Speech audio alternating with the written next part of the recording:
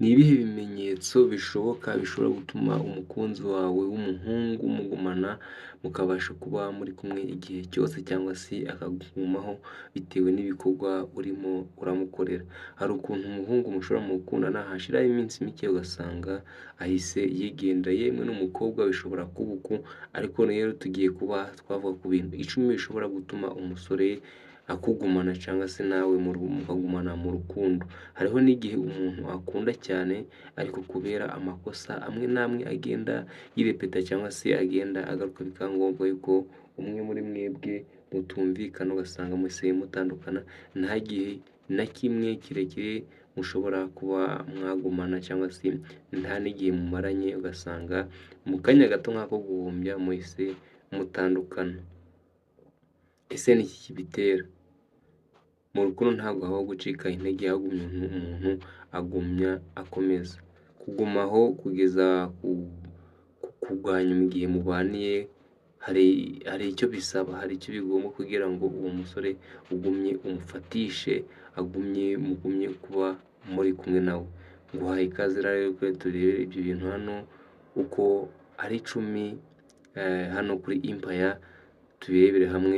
Icyo usabwa ni ukureba video ukageza ku musozo hanyuma ukabasha kuba wabisobanukira. Icyambere rero gishobora gutuma umusore mugumana cyangwa se yaba umukobwa cyangwa se umusore mukamwagumana igihe kirekire, kumwubaha.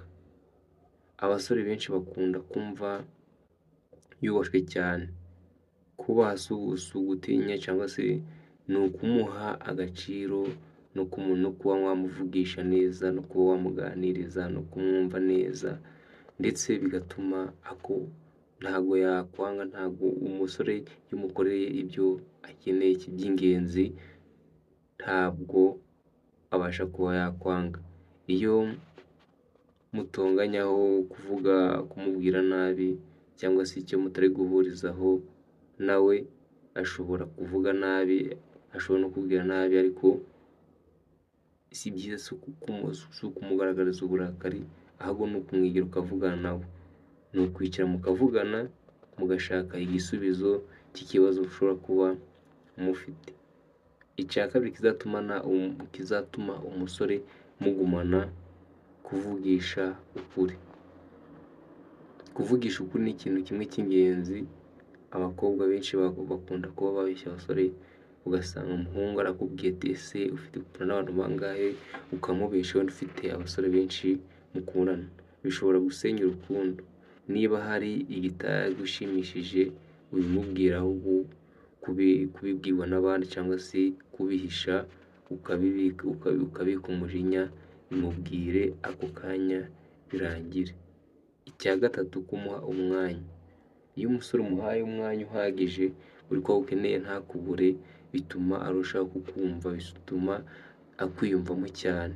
Nubwo buri gihe abantu baba bakeneye kuvugana amasaha yose, bakeneye kuganira umwanya munini, bakeneye kuvugana igihe kirekire, niba uri mu kazi cyangwa se ufite gahunda urimo urapanga, urimo urakora, gerageza umushakire umwanya uhagije kugira ngo mubashe kuba mwaganira, muvugane. Igihe akuboneye cyangwa se igihe agukenereye, ubashe kuba wamwiyereka weho nabo mukundane.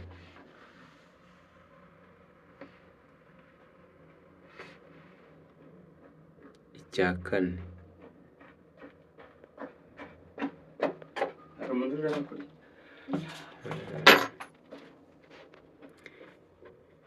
rero kumushyigikira. Kumushyigikira nicyo kintu cya mbere cy'ingenzi. Abasore benshi bishimira umuntu ubatera imbaraga.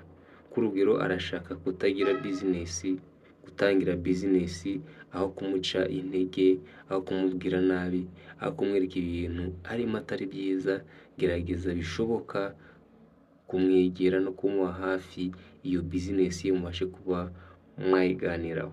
Icya gatanu, kwirinda amagambo akomeretsa. Nta musore n'umwe ukunda amagambo akomeretsa. K'abagore baziho kuvuga cyane, kuba mwajya impaka, hoya amagambo mabi ashobora gusenya urukundo, rwari rukomeye rugasenyuka mu kanya gato nk'ako guhumbya. Nk'urugero, aho kuvuga uti uri umuntu mubi, wavuga uti ibyo wakoze byambabaje, mukabasha kuba mwabiganiraho, mukabifatira umurongo nyamukuru cyangwa se umurongo ngenderwaho. Gatandatu, kumutega amatwi. Hari igihe umuntu aba akeneye inama ashaka gusa umuntu umwumva.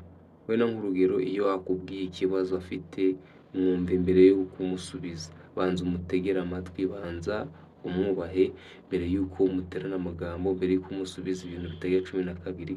Kabone n'iyo yaba ari kukubwira ibintu mutari kumvikana neza, banza umutegere amatwi, wumve ico ashaka kuba yakubwira cyangwa se ico ashaka kuba yakugezaho. Babiri bishize hamwe baravuga ngo nta kibananira. Rero mwishize hamwe mukunga ubumwe, bishobora kuba byagenda neza. Icya karindwi, kwerekana ko umwitayeho. Mwiriye ko umwitayeho.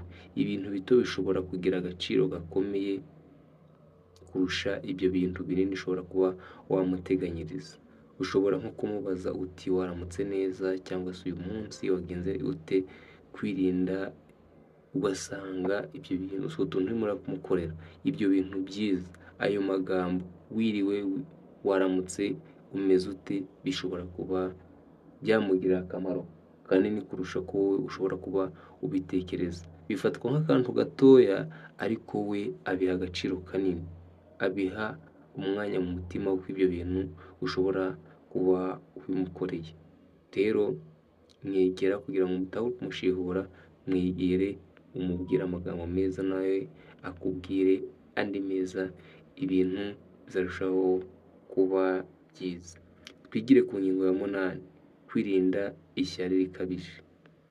Ishyari rirenze urugero rishobora guteza amakimbirane.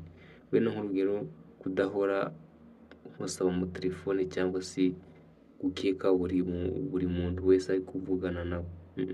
Ntabwo bakunda umuntu bagenzura ngo wari uri he, wiriwe he. Oya, ntabwo bakunda umuntu wubahuka, reka. Ahubwo ibintu byabo bigenda ku murongo. Niba kubashye, birasaba kugira ngo nawe umwubahe. Niba ukeneye kugira ngo mujyane muri iyo relationship y'urukundo, birasaba kugira ngo mwembi ko muri babiri mbashe kuba mwakubahana ku rwego rwo hejuru. Umwubahe nawe akubahe, ibintu bigende neza. Niyo cya karindwi. Twigire ku cya cyenda, ubanze kandi subscribe, ufungure inzogera kugira hatazagira video n'imwe gushika. Icya cyenda rero, kwiyubaha no kugira intego. Abantu benshi bakunda umuntu ufite icyerekezo, kwiga gukora cyangwa se kugira gahunda z'ahazaza. Icyo ni ikintu cy'ingenzi cyane. Icya 10, twihuta, gukemura ibibazo aho guhita uva mu rukundo. Urukundo rwose rugira ibibazo, icy'ingenzi ni uburyo mubikemuramo. Mbifurije kugira urukundo rwiza, uhirwa n'ibyiza. Reka duhure mu zindi video, ndabakunda cyane. Bye bye.